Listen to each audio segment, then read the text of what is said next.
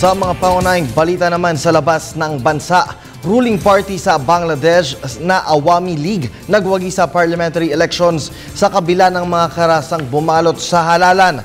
At sa Iraq naman, serye ng pambobomba pumatay naman sa 11 tao sa buong Baghdad. Bunsod po ito ng patuloy na pananakop ng militanteng Sunni Muslims sa kanilang baluarte sa Anbar province. Ito po ang mga globe balita ni Edwin Eusebio.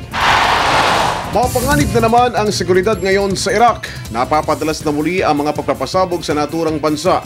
Pinakahuli rito ang pagsambulat ng isang kotse at roadside bomb sa Baghdad na nakapatay na naman sa 19 na tao.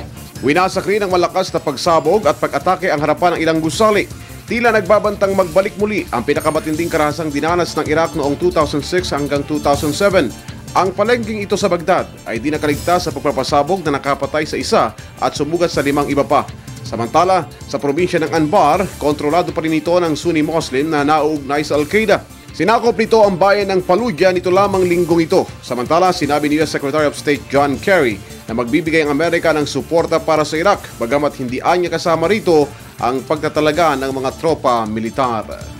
Nagwagi ang Awami League na ruling party ng Bangladesh sa katatapos na eleksyon doon. Bagamat nabalot ng mga karahasan, hindi na pinagdudahan ang pagwawagi ng Awami League matapos na mag-boycott ang pangunahing opposition party ng Bangladesh. Dahil sa ilan na lamang ang pinaglalaban ng pwesto, rin ang mga bumoto sa mga presintong binantayan ng mabigat na seguridad.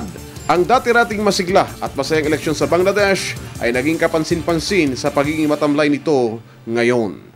Para sa Telebisyon ng Bayan, Edwin Eusebio.